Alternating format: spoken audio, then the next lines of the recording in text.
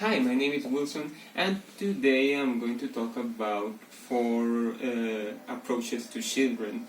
As it was told in class of public speaking, has to be with the public.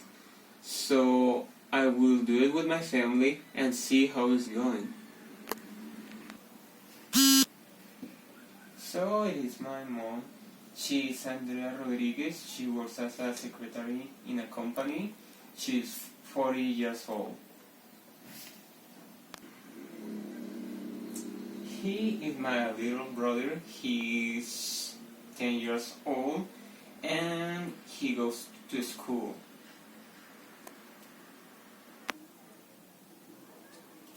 And finally, here we have my dad. He's Harold Tapias. He's a driver and he's 45 years old. So I would like to begin this chat asking you if you have ever had troubles with your children when teaching them the times tables. As you may think, you may consider that you have some troubles when teaching to children because it is really difficult. I mean, in Latin American context, people usually make jokes about it. It happens a lot, and also because neither of them is actually knowing what they are doing, nor the children, nor the fathers, nor the parents. So you may ask why this happened, how I can improve this, and how I can make the things easier. And it is not a fact of knowing any pedagogical theory, it's just being aware of the capacities both have.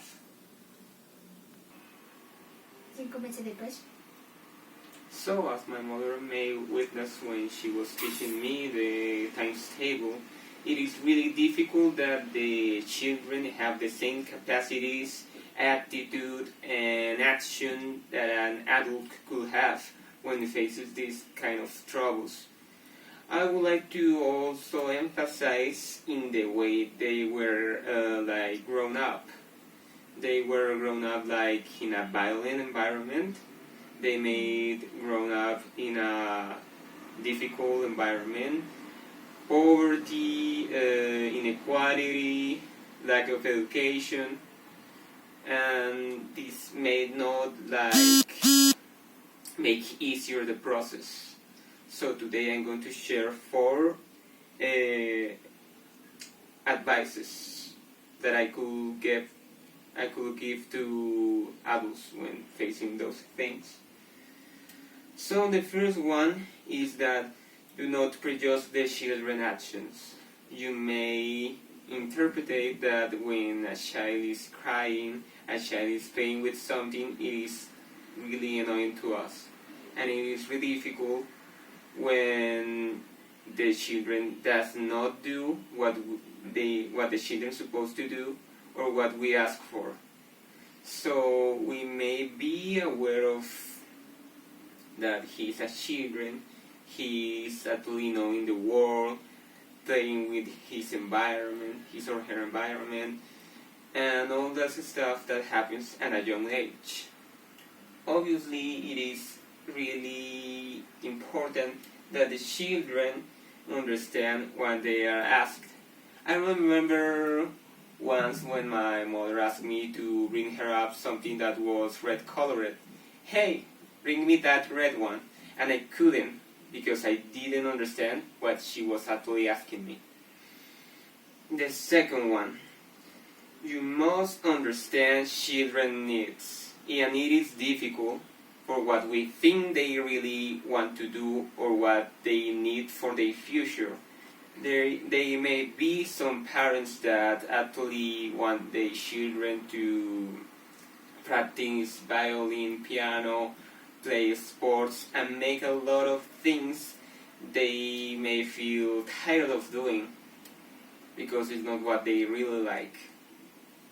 So understanding the children's needs is not only, oh, he needs to be indoors when it's raining, he needs to have his or her dinner, lunch done, or she needs love or affection. It is like knowing that he really needs in the precious time. Because sometimes we tend to give more than we could give, and this makes difficult the process because of children behavior. He adapts to just ask or just cry or just do something to get, but he is not actually having those processes in which he can understand what is the process and what he had to do, have like responsibilities, like a compromise with his environment, his or her environment.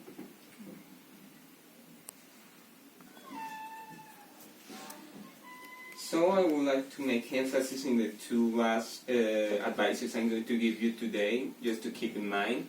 I know that sometimes it's difficult to get something new or to change a behavior. I don't want you to share that at all. I just want you to think and reconsider the things I'm just saying. So the third point is be mindful of children capacities. And it is related of all the chat I just gave you. If we know actually the children capacities, we may not get frustrated when we don't get what we ask to them. We may make the process even easier. And Vygotsky theory, it is really important to emphasize that children grow from stages. Every year, on every time you see a children that is grown up, he has overcome some stages that it is really important the children has at the moment. So it is really important to know the capacities the children actually has and the capacities that the children will have in the future. I mean, he can be settled down in the same thing, or he can just stay in the same place always. He needs also to move forward, to project himself in the future, to see what he's going to do. That's why it is really important that parents help the children with the activities he cannot do alone, because in the future he will learn how to do it alone. So the fourth and last one is give independence and freedom to the children. When we say that we take care of our children, we may misunderstanding like we have to care of them all, like having in a little bubble where nobody can hurt them or anything bad can happen to them. So give independence is also give the tools for the future of the children, that they won't like depend of someone else to do certain actions. In one example of my own, when I was a child, I was terrified of go and buy the groceries because I never developed those skills, as you may realize. And then when I grew up, that was a skill that was difficult to me to develop. And the freedom is you don't have to misunderstand it, like allowing the children to do whatever they want.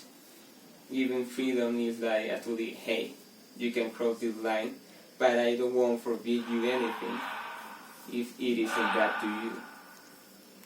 So it is good for us to consider these things when we are having children, or when we are facing a process in which the children is growing up. He is actually facing some stages that he needs to overcome in a way that does not provide any damage to him, but neither that could in somehow damage the abilities he could have in the future. So it would be everything I have to tell you, just keeping in mind. I appreciate your time and your effort to be with me in this chat. I hope you find really useful these tools I gave you. I found them useful for this process. And that's all that I want to say. Thank you so much.